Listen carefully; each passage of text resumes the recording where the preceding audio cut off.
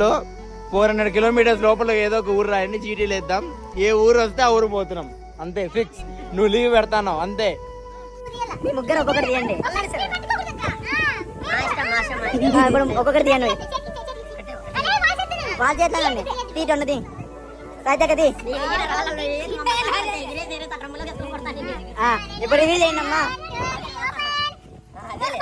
First మా ఉండు తల్లిది ఏంటది ఊటీ. ఓకే నెక్స్ట్ నువ్వు